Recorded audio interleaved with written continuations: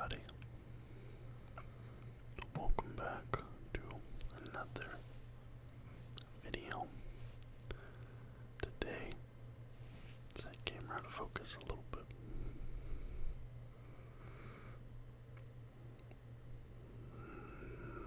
There we go, I think that's better. Now it's getting dark all of a sudden. Today, we're going to cover week 5 of the NFL regular season. I did not get to watch that many games this week. I totally spaced on the Bears versus Commanders game. I just totally forgot that was on. I think my brain was trying to stop me from watching that, so I only watched the fourth quarter of that game. I saw Bengals, Cardinals, Niners, Cowboys, and Packers, Raiders. So those are the games I watched this week. Let's jump into it here at the spreadsheet. As you can see so far, sitting at 56% for the season. But we'll start up here with the Bears versus the Commanders. Here's my predictions from last week. I actually predicted the Commanders to win this one, and I got that incorrect. The Bears end up winning this one 40-20, and they get their first win of the season after looking like they were going to get their first win of the season last week against the Broncos. So in my notes from this game, I turned the game on. It was the fourth quarter, 8 minutes. Excuse me, make sure I mute that. Sorry about that.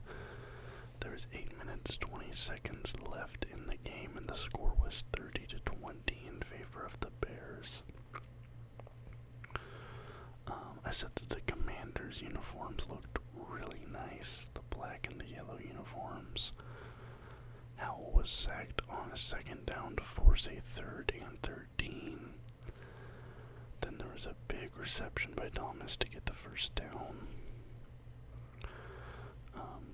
A massive PI call against the Bears, but it ends up not being PI. And I noted that Howell's deep passes were looking really good, and at that point, the Commanders were not even attempting to run the ball. They were just letting Howell air that out basically every single play. There was an incomplete on a screen pass on 3rd and 15, and then the Bears get the ball back. Justin Fields with the pass to Moore, it's almost picked off, but the defender misses the tackle. Crazy play, and that was running for a touchdown. Then the Commanders finally get the ball back. Howell gets sacked for a loss of 11 yards, then gets sacked again on 3rd down. Turnover on downs on 4th down, and I said that was pretty much the ball game. Justin Fields had 15 completions on 29 attempts, 282 yards, 4 touchdowns, 0 interceptions. Really good game from Justin Fields. Not quite as good as his game last week, but he got the win in this one, so he'll be happier with the outcome. His focus is still looking a little bit off. What's going on here? It has to be such a specific spot. I don't know, maybe this is just a soft lens, I don't know. Sam Howell has 37 completions on 51 attempts, 388 yards, 2 touchdowns, 1 interception.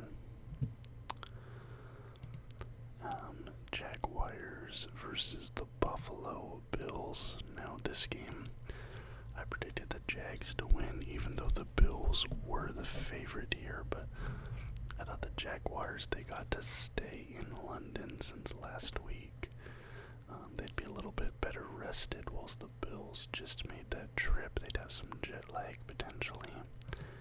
It looked like that did end up being a factor, and the Jaguars get the W there. That's a big win for me this week, because I didn't do that great across the board. Just giving a tertiary glance here, but yeah, big win for the Jags, and have back-to-back wins. They are first in the AFC South with a record of 3-2. Trevor Lawrence has 25 completions on 37 attempts, 315 yards, 1 touchdown, 0 interceptions. Josh Allen goes 27 for 40, 359 yards, 2 touchdowns, 1 interception. And if you want to hear, like, how gutsy this Jaguars win was, the very first touchdown of the game goes to Jaguars, Zay Jones, and they go for the 2-point conversion on the first touchdown of the game, and they get the conversion. Like, just to go for something like that's kind of crazy in that situation, in my opinion. But that's one I think that was a kind of a bold pick on my behalf there, and I'm glad I got that one right. Okay, next game, Giants versus Dolphins. I thought the Dolphins would win this one, and even though they looked pretty sloppy in this game, they did not look great. Tua Tagovailoa threw a pick six, taking back 102 yards, a pick six in the end zone. He had 2 interceptions, Tua did. So not the best game from the Dolphins, and they kind of let the Giants hang around a little bit longer than I thought they would, but in the end the Dolphins do get the win. But they're going to clean some things up if they want to hang in there with some of the other teams in the top of the power rankings right now. Like, you know, they make those sort of mistakes against the Niners, and that's going to completely bury them. You know, even against like the Eagles, they would have. I don't think they win this game with that pick six and 2 interceptions. So, final score is 31-16 in favor of the Miami Dolphins. Daniel Jones goes 14 for 20, 119 yards, 0 touchdowns, 0 interceptions. Tua Tagovailoa, 22 completions, 30 attempts, 308 yards, 2 touchdowns, 2 picks. And I have some news stories here that I was going to talk about. I want to make sure.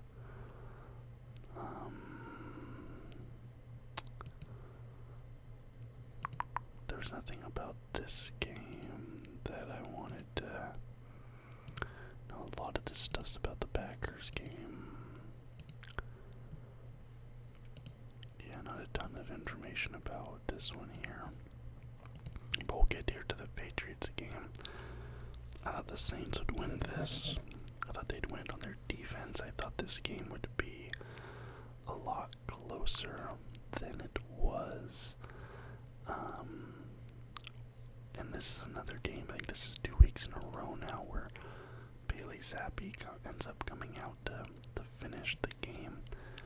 I mean, your very first touchdown of the game is a Mac Jones pick six going to Tyrann Mathieu. And this was just a total. I ended up getting that one right, by the way. Like I said, predicted the Saints, but this was a total dismantling of the New England Patriots. 34-0, which is the single largest loss of the Bill Belichick era. They've been blown out back-to-back games at this point. And some people are talking about Bill Belichick's seat potentially getting hot.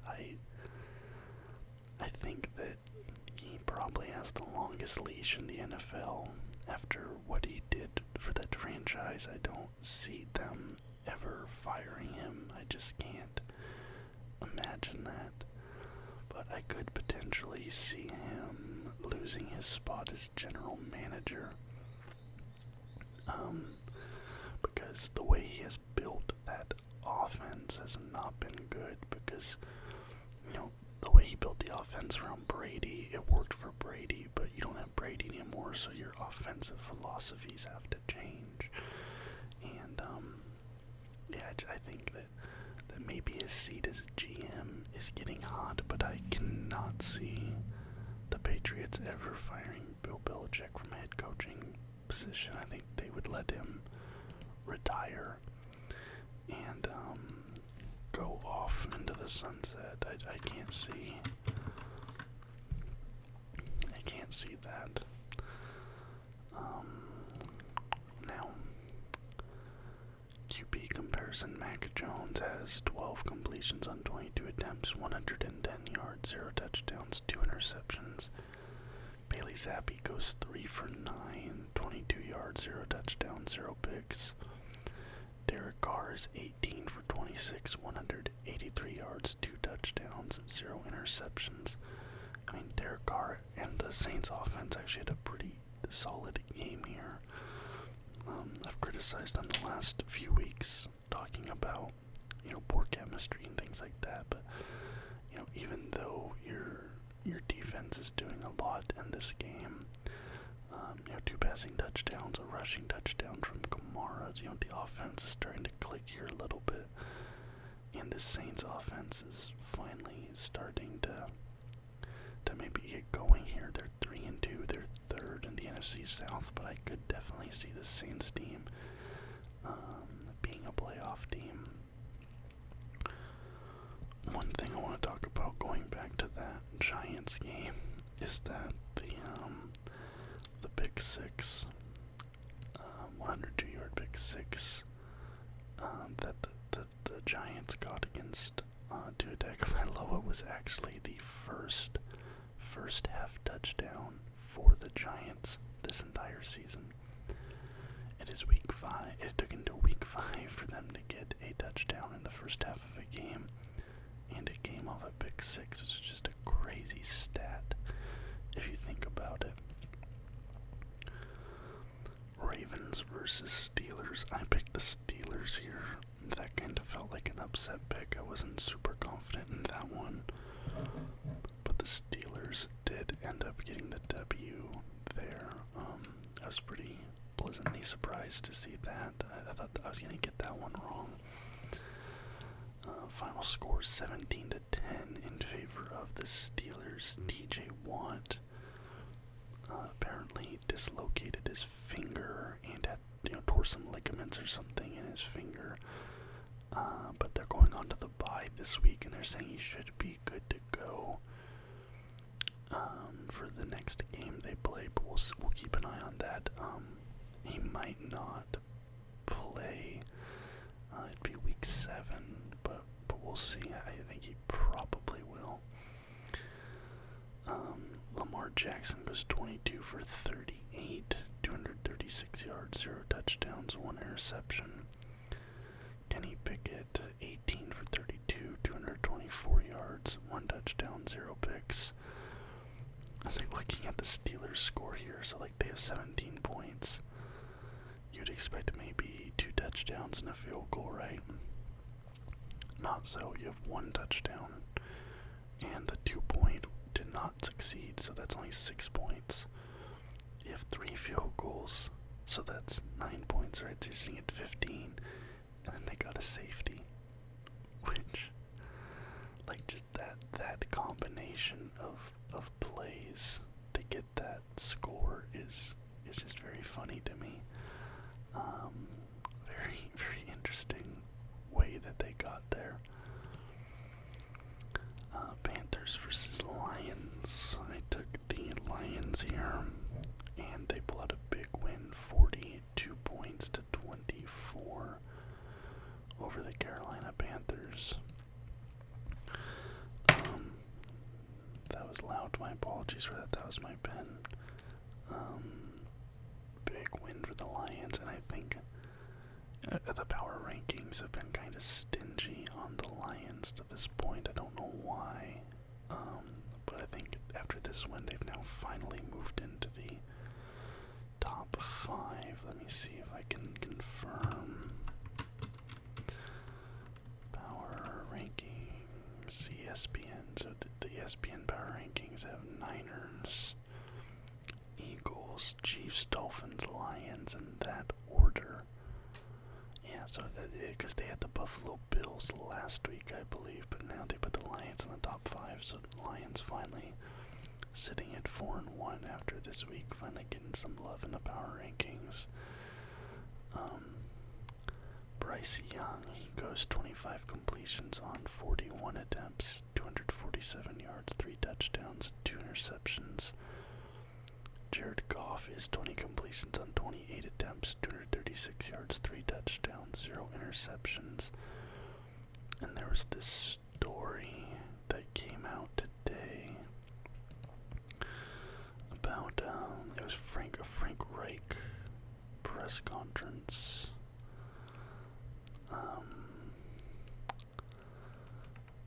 And it was with regard to the QB draft choice in the offseason, the Panthers. Here's a couple quotes. Talked to Reich at the owners' meeting and told him I think I knew which QB he wanted. I said Stroud because he embodied everything Frank has ever told me he wanted in a quarterback: accuracy, size, and poise. It feels like everyone around the league, water cooler, and I mean everyone, had heard that Stroud to Carolina was a done deal for months leading up to the draft. Then about a week before the draft day, everything reversed out of nowhere. And they're saying that the owner was dictating who they drafted in the first round, so the Panthers could have taken Stroud instead of Young at first overall, and that was what Frank Reich wanted to do. But the owner basically superseded him and forced him to take Young instead, who honestly has not been very impressive to say the least. Whereas Stroud has really stood out.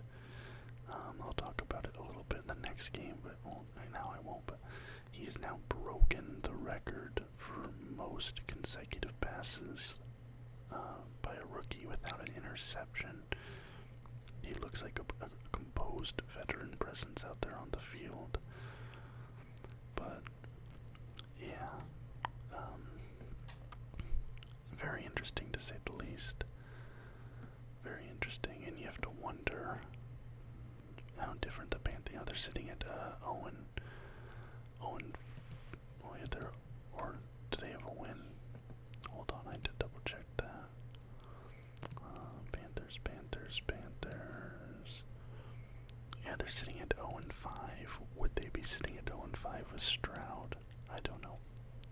Maybe they still would, but it's an interesting little wrinkle there, and it's never a good thing when the owner meddles with the team. It never turns out well.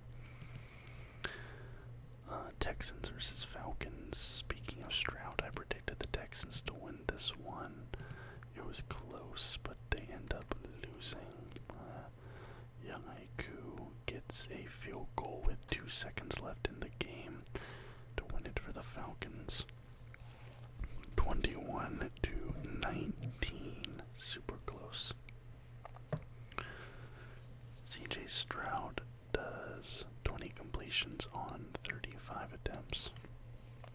249 yards, 1 touchdown, 0 interceptions. Desmond Ridder is 28 for 37, 329 yards, 1 touchdown, 0 interceptions. And Desmond Ridder is now undefeated at home to start his career. I think this is either 5 or 6 straight home wins in Atlanta for Desmond Ridder, which is just a crazy stat because the Falcons, they haven't been great recently, but for them to get those home wins with them, that's very interesting.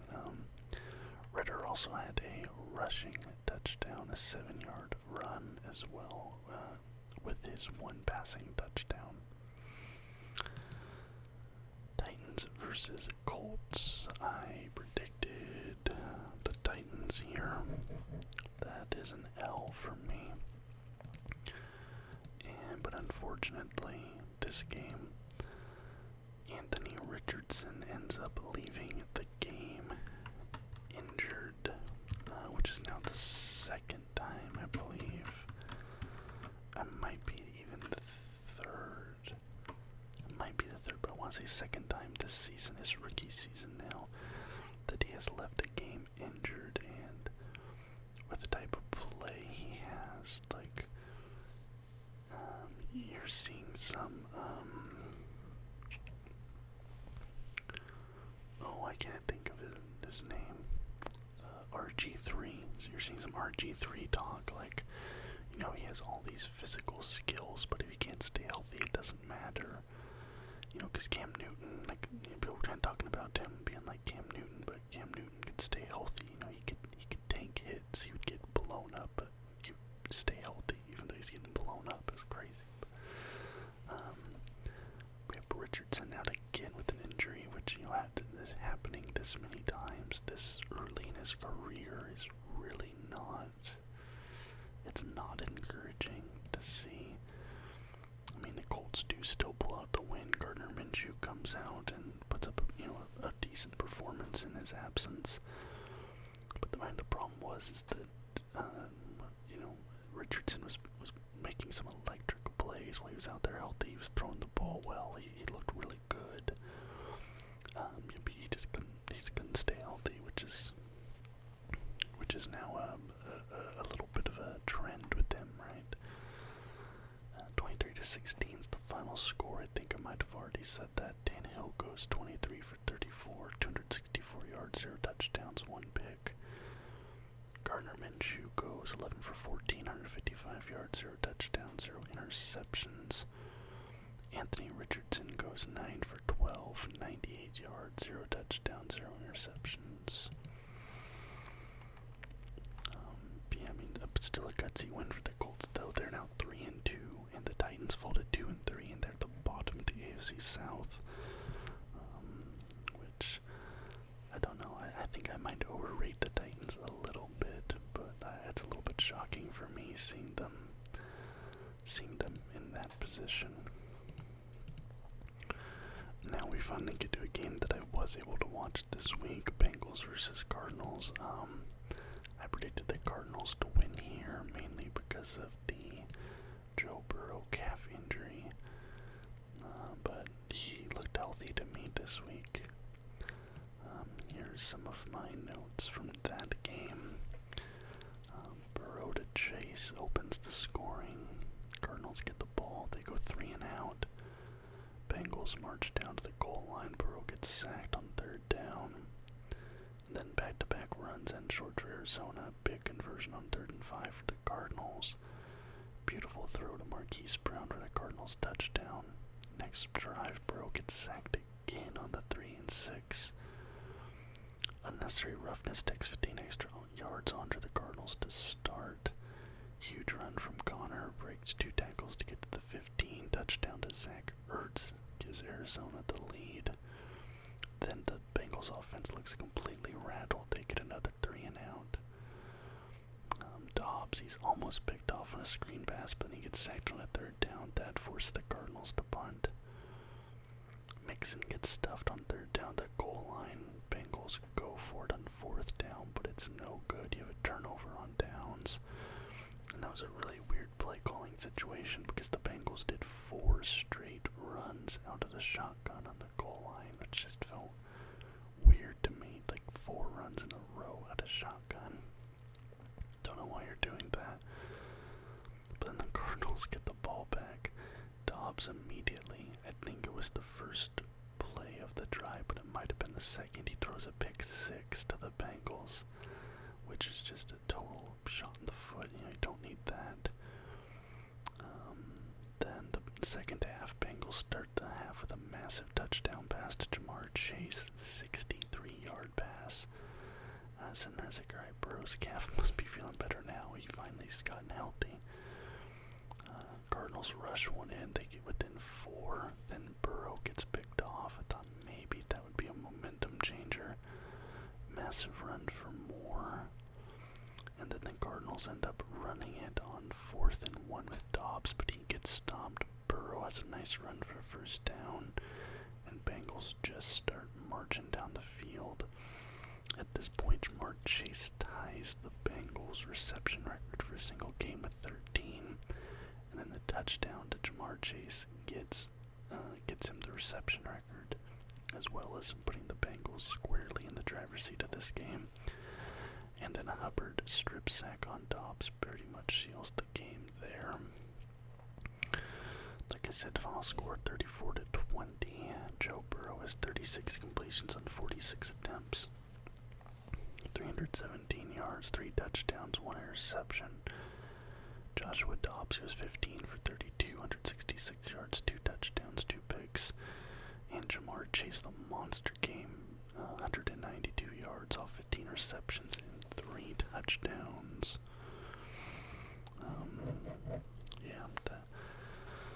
The Bengals look like they might be back. I mean, they're still bottom in their division. They're 4th AFC North. They are 2-3 at the moment, but this was a promising game. And Ja'Marr Chase was a man of his word. He was open all game long. Like, dude was never properly covered this whole game.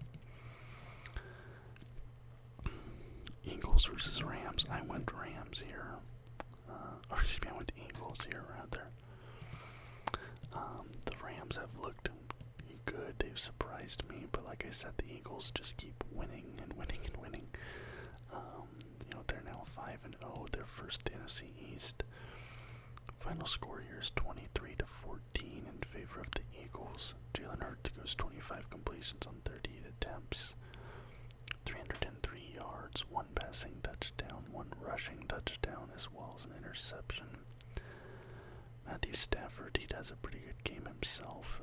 His connection with Puka Nacua continues to be something that a lot of people are going to be talking about. I think Puka, might be in contention for Offensive Rookie of the Year. We'll see. Might be tricky with some of the other guys that are having really good years, but I think he will at least be a candidate for it. He might not win, but he'll be in the running. Stafford, 21 completions, 37 attempts, 222 yards, 2 touchdowns, 0 interceptions. Chiefs, Vikings. I took the Chiefs here. I thought the Vikings I thought there was a chance the Vikings would win this one with how they've been looking. And this was a close game, but ultimately that third quarter for the Chiefs is what won it for them. They won the fourth quarter 14-0, and then the Vikings, they win the fourth 7-0, but it was super close first half. But then the Chiefs just blow it open to start the second half there. Patrick Mahomes, he goes 31 for 41, 281 yards, 2 touchdowns, 0 picks. Kirk Cousins, 29 completions on 47 attempts, 284 yards, 2 touchdowns, 0 interceptions. And this is going to tie into the next game I talk about too, Jets-Broncos. But there's this interesting stat. Russell Wilson this season has 1,210 passing yards. He has 11 touchdowns and he has 2 interceptions. Kirk Cousins has 1,498 yards, almost 1,500 passing yards. He has 13 touchdowns, 4 interceptions. Russell Wilson and Kirk Cousins are both top 5 in QB rating this season. Like, they're both statistically top 5 quarterbacks, and both of their teams are 1-4. Just such an interesting thing. Like, in the case of Russell Wilson and the Broncos, that defense has problems. But looking at the Vikings, it's like, man, they should be so much better than they have been. Like, I don't understand how they're 1-4. Just watching them, you can tell it's not working, but I can't really tell you why. And unfortunately for the Vikings, this week Justin Jefferson goes down with a hamstring issue. He's been placed on injured reserve. So you're like, man, their chance at the playoffs might already be over here. His exact timeline is to be determined, but he will miss at least 4 games. You know, the Vikings haven't been winning with him. What are they going to do without him? So he's going to miss 4 games. Let's look at the Vikings' schedule. Right, so the Vikings are 1-4 right now.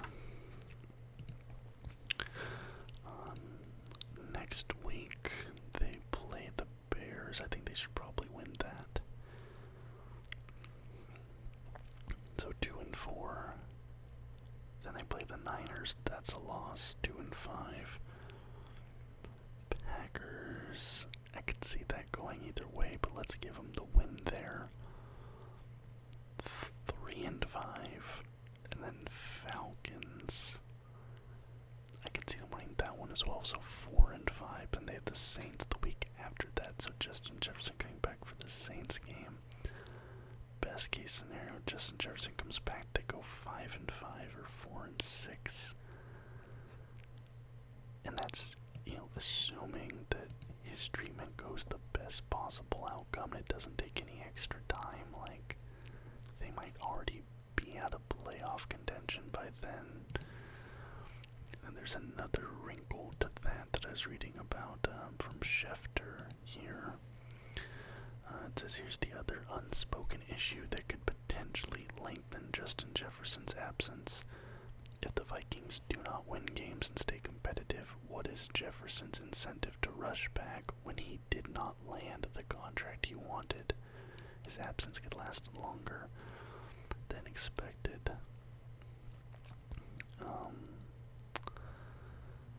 But yeah, like, because you know that he wanted that big deal that he didn't really get, and yeah, it's gonna be interesting. That's definitely a wrinkle for the Vikings going forward. It'll be interesting to see how they weather this storm without their best offensive weapon. Jets versus Broncos. I picked the Jets here. I was kind of iffy on it. But this was, what are they calling it? The Battle of the X's. I saw one person call it the Battle of the X's. Hackett versus his old team here. But 31-21 in favor of the Jets. And again, Broncos now 1-4, bottom of the AFC West. Things not going the way people expected over there.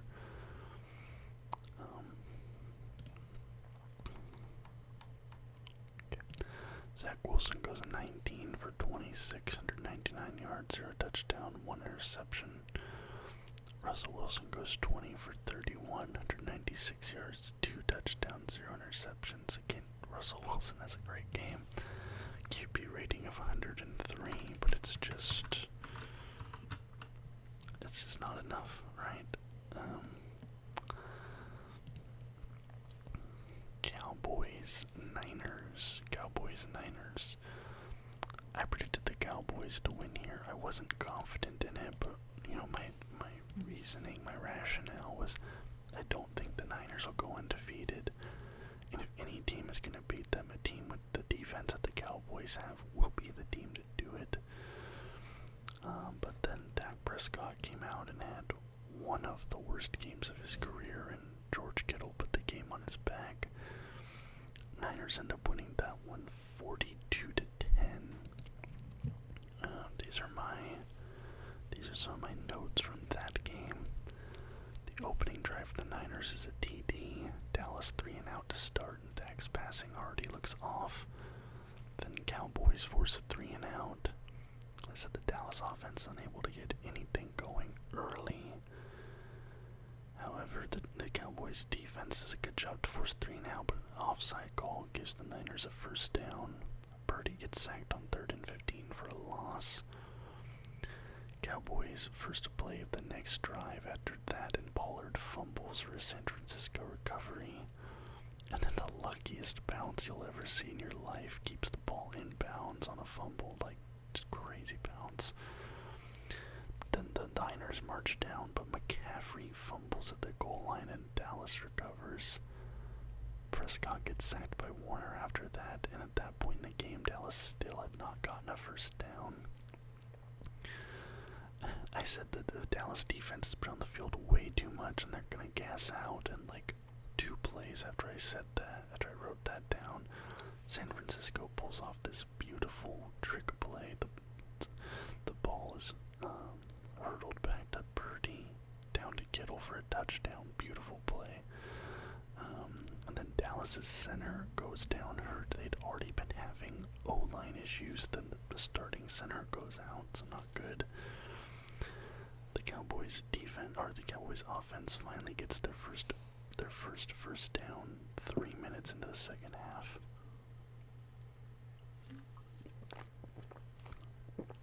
I said that the Cowboys offense was finally starting to gel a little bit. They marched down for a touchdown. Dak goes deep to Turpin. But then Kearse commits another stupid penalty. Kearse had 2 penalties in the first half. McCaffrey at the goal line runs it in for the touchdown. McCaffrey has 14 straight games with a touchdown now, which is crazy. Dak had some sort of weird hand injury issue. He was taping it up on the sideline before going in for the drive. And then the Cowboys punt on 4th down while down 2 scores, which didn't make any sense to me. Like, to me, that's like a surrender move. Like, if you're down 2 touchdowns, you have to go for it on a 4th down. Especially because it was like 4th and 2, I think. Like, it was 4th and short. And then touchdown to Kittle. He gets the first hat trick of his career, and I was like, alright, that's definitely game at that point. The thing with this Niners team is, like, I've been looking at Purdy, like, alright, this guy can't actually be this good. Like, it's the offensive line, it's the system, whatever. Like, there's no way a guy drafted this position can be this good. And, like, don't talk to me about Tom Brady, he's an outlier, whatever, but the more I actually watch Purdy, the more I'm like, this dude's actually, like, good. And right now, I think he's the betting favorite to win MVP. If he wins MVP, I think he'll be only the second ever Mr. Irrelevant to win MVP, obviously behind Tom Brady, but like, the more I look at him, the more I don't see flaws in his game. Like, he's making the right plays, he's making the right reads. Because you look at Jimmy Garoppolo with that same offensive system, and he didn't look that good, right? So I think there's definitely something to Purdy there. I think there definitely is. Finally, Packers versus Raiders. I predicted Packers here, and I end the week on a loss. But I took some pretty good notes of this game. I watched the Manning cast, which I always appreciate watching because, them being such good players, they notice things that I would never notice, and I feel like it makes me a smarter football watcher, if that makes sense. Packers get on the board first with a field goal, and there was this point where Peyton was pointing out why Jimmy Garoppolo is so good at the play action, which I thought was really interesting. He was saying, like, Peyton was saying that, like, a lot of QBs do not sell the fake well, but Jimmy Garoppolo actually will, like, fully turn his back to the defenders, which is really indicative of a run, whereas a lot of QBs will kind of do, like, a 3/4 type turn, so then they know they're holding onto the ball. I thought that was a very interesting observation. You have a massive run from Trey Tucker. Jimmy gets sacked on 3rd and 5, and I thought that both defenses looked really good to start the game. Raiders forced a 3 and out. And then there was back-to-back plays where Jimmy was just trying to do too much. He was holding on to the ball too long, and both times he got sacked. And then Raiders convert the 4th and 1 touchdown to Myers. Jordan Love gets picked off 1st and goal for the Raiders, and it was like right to Spillane. I don't know what Jordan Love was looking at, like he went right to the defender. But the Raiders Packers have to settle for a field goal after the pick, and I said that the Packers dodged a big bullet there.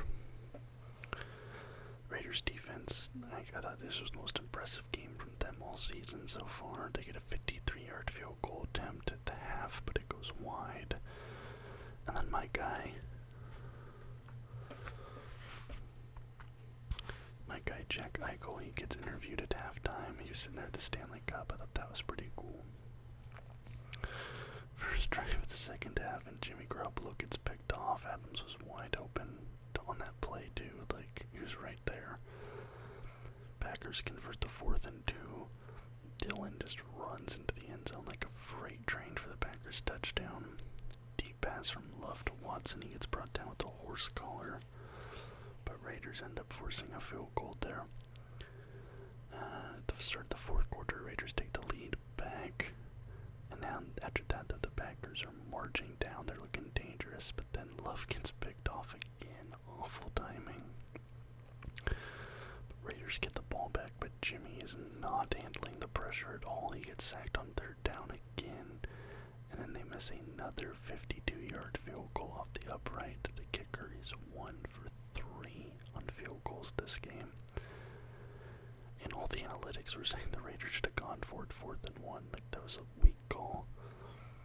Back-to-back dropped passes by Green Bay wide receivers after the missed field goal, and then Jordan Love gets picked off in the end zone for a second time, and the Raiders win to end the 3-game losing streak. Jordan Love, brutal game.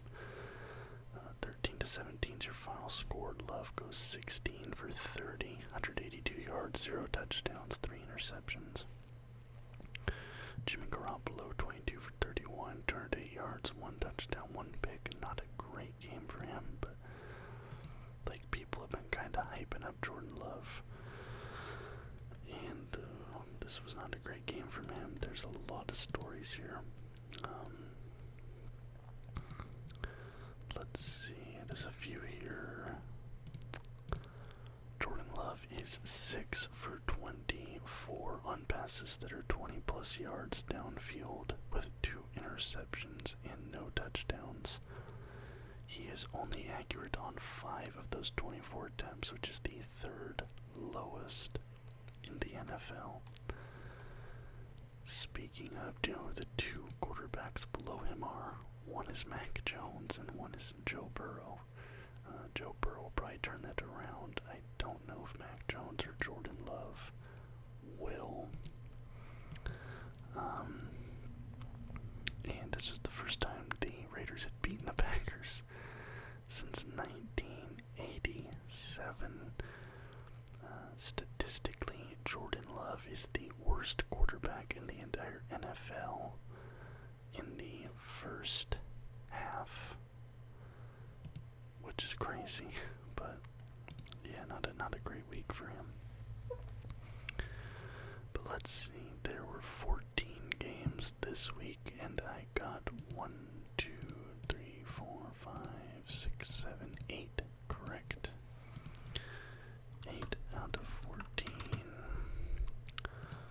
We'll pull up the calculator here.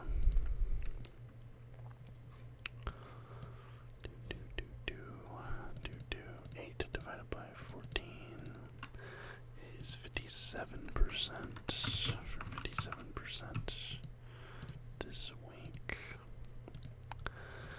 Now, so we are 44 for